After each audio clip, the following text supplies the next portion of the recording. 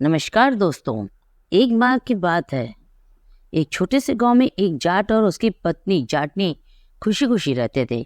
उनकी जिंदगी में सब कुछ था, बस एक संतान की कमी थी। कभी कभी वे सोचते कि काश उनके भी कोई बच्चा होता तो उनकी खुशियां पूरी हो जाती। एक दिन जाट को बहुत सारा काम था, इसलिए वह सुबह सुबह बिना खाना खाए खेत पर चला गया। जाते वक्त उसने जाटनी से कहा, दिन में मेरे लिए खाना लेकर खेत पर आ जाना। जाट खेत पर काम में व्यस्त हो गया, जबकि जाटनी घर का काम निपटाने के बाद सो गई और खाना ले जाने की बात भूल गई। जब दोपहर हो गई और जाटनी नहीं आई तो जाट को बहुत भूख लगने लगी। उसे लगा शायद जाटनी खाना लाना भूल गई होगी। जाट ने सोचा कि अब और भूख बर्दाश्त नहीं होती, तो वह अपने बैलों को लेकर घर की ओर चल पड़ा। रास्ते में चलते हुए उसे मटर का खेत दिखा। उसने सोचा, क्यों ना कुछ मटर खा लूं ताकि थोड़ी भूख शांत हो जाए। उसने अपने बैलों को एक तरफ खड़ा किया और मटर के कुछ फली तोड़कर खाने लगा।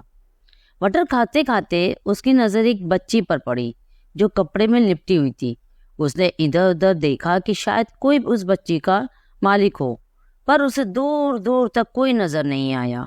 वह सोचने लगा, इस भरी दोपहर में अगर मैं इस बच्ची को अकेला छोड़ दूं तो ये ठीक नहीं होगा। उसने काफी देर तक आसपास से किसी को ढूंढा, लेकिन कोई नहीं मिला।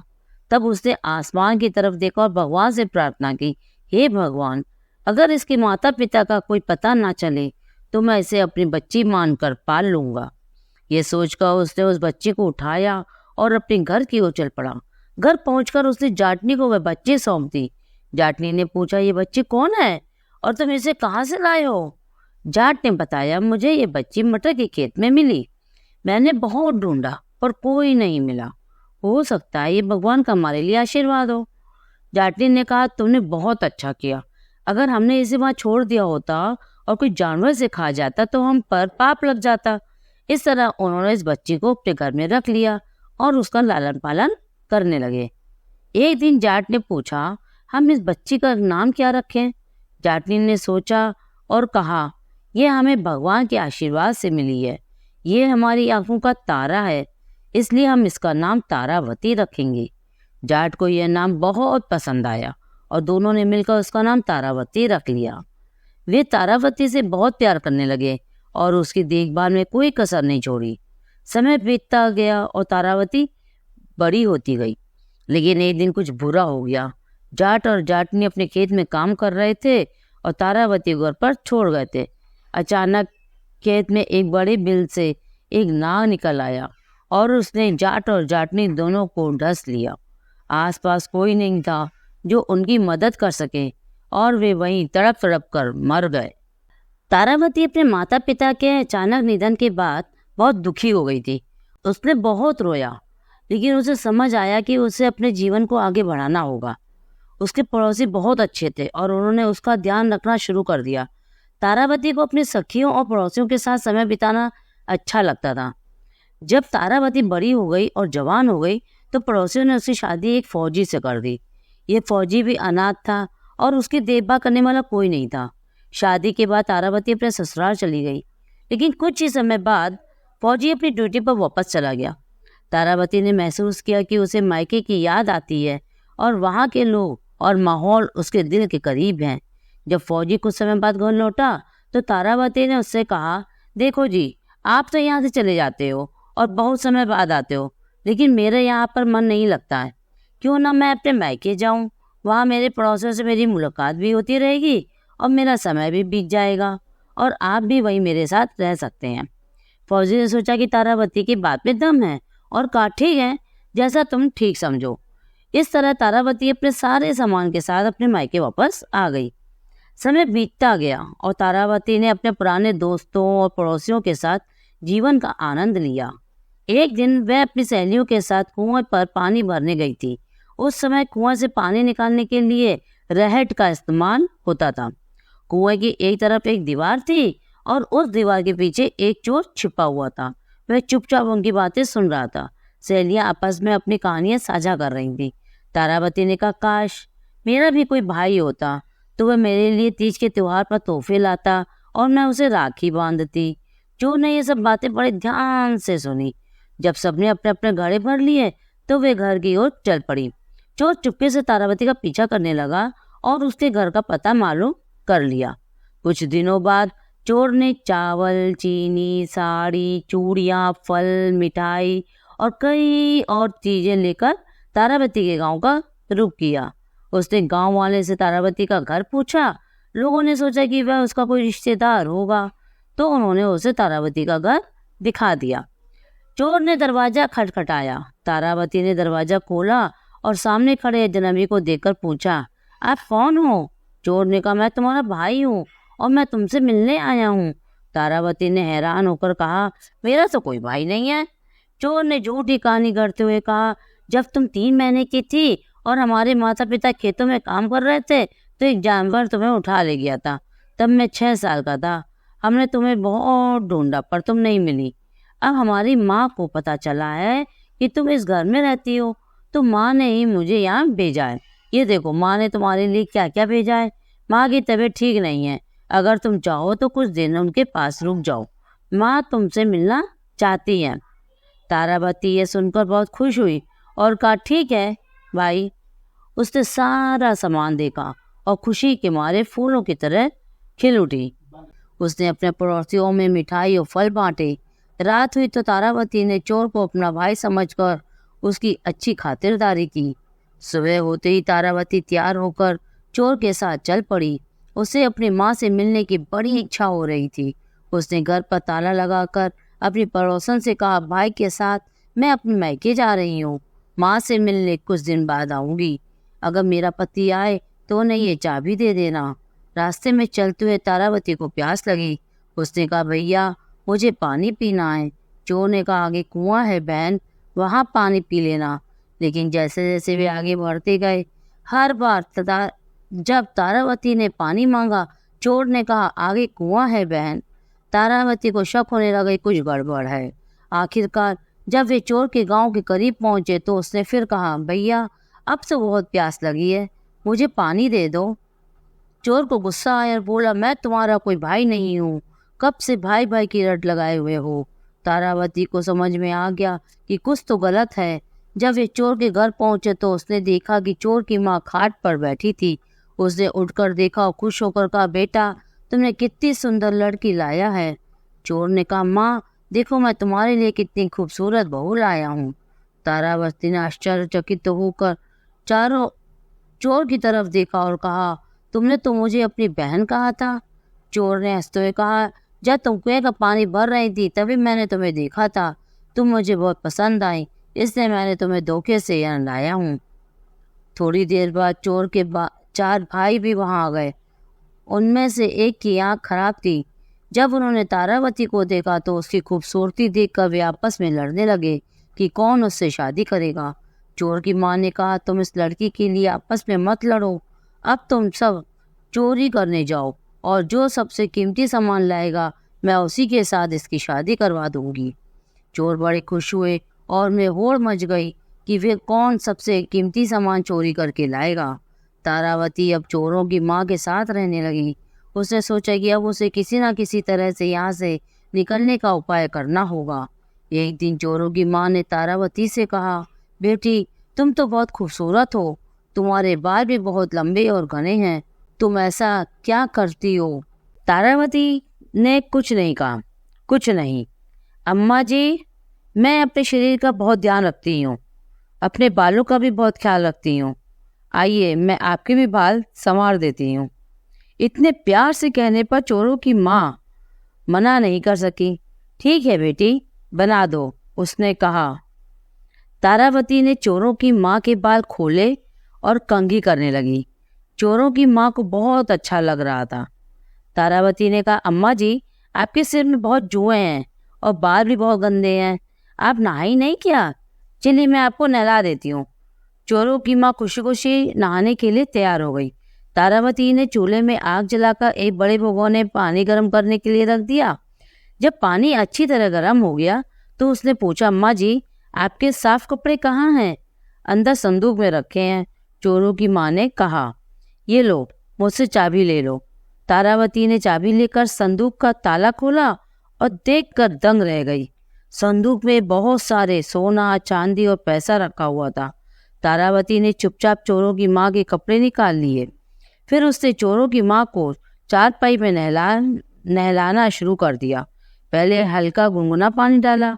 जब चोरों की माँ को अच्छा लगने लगा तो उसने अचानक पूरा उबलता हुआ पानी डाल दिया। उबलते पानी के दर्द से चोरों की माँ तड़पने लगी और थोड़ी देर में तड़प तड़प कर वहीं मर गई। तारावती ने उसे नए कपड़े पहनाए और चारपाई पे लिटा कर ऊपर से चादर रख दी, जैसे वह सो रही हो। चोरों के घर में एक बिल्ली भी थी। तारावती ने उसे आटा पीसने वाली चक्की से बांध दिया। बिल्ली इधर उधर भागने लगी और चक्की भी उसके साथ चलने लगी। तारावती ने सारा चोरी का सामान इकट्ठा किया और उसे चोरों की बैलगाड़ी में रखकर अपने गांव की तरफ चल पड़ी। जब वह अपने गांव पहुंची तो सबने सोचा कि तारावती की माँ ने उसे बहुत सारा सामान और जेवर दिया है। तारावती ने किसी को कुछ नहीं बताया। जब चोर चोरी करके अपने घर पहुंचे तो देखा कि कमरे का दरवाजा बंद है, लेकिन अंदर चक्की चल रही है। उन्होंने सोचा कि तारावती उनके लिए खाना बना रही है। जब उन्होंने झांक कर देखा तो चारपाई पर उनकी माँ लेटी हुई थी। उन्होंने सोचा कि माँ सो रही है। थोड़ी देर बाद उन्होंने माँ को आवाज़ लगाई।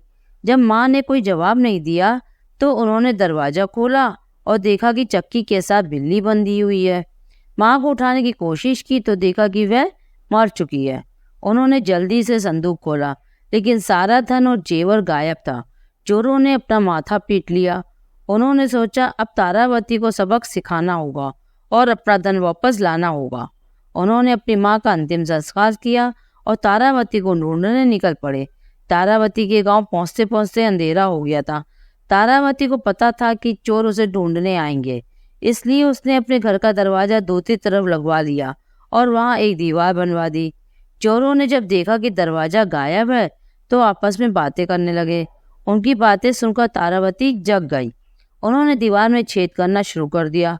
तारावती ने सोचा जो मैंने सोचा था वही हुआ, चोर आ गए हैं। उसने एक तेज धार वाली दरांती ली और दीवार के पास खड़ी हो गई।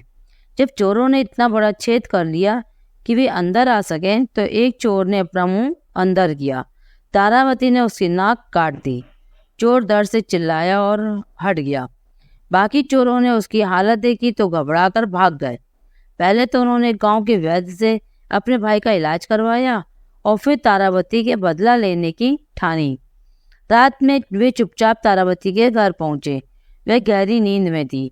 उन्होंने तारावती को चारपाई समेत उठा लिया और जंगल की तरफ चल पड़े। थोड़ी दूर चलने पर हल्की बारिश शुरू हो गई। तारावती की नींद खुल गई और समझ गई कि चोरों ने उसे उठा रखा है। एक बरगद के पेड़ के नीचे से गुजरते समय उससे बरगद की टहनी पकड़ ली और पेड़ पर चढ़ गई। पीछे चल रहे काने चोर ने यह देख लिया और बोला, भाई लड़की पेड़ पर चढ़ गई है। बाकी चोर बोले, तुम्हें बहुत दिखाई दे रहा है, अंधेरे में हम क्या पागल हैं? काना चोर पेड़ पर चढ़ने लगा। जैसे ही वह पत्तों के बीच छिपी तारावती के पास पहुंचा, तारावती ने उसके मुंह पर जोरदार लात मारी। लात इतनी जबरदस्त थी कि उसकी जुबान दांतों में आ गई और वह धड़ाम से नीचे गिर पड़ा। बेचारा चोर बोलने के काबिल भी नहीं रहा। बाकी चोरों ने कहा, हमने पहले ही कहा था कि वो वहाँ नहीं है, हमें तो कुछ नहीं दिखाई दिया। काने चोर ने हाथ के इशारे से बताया कि तारावती ने ही उसे लात मारी है और वह ऊपर ही बैठी है। चोरों ने सोचा कि उनका साथी किसी भूत की बात कर रहा है और डर के मारे वहां से भाग गया।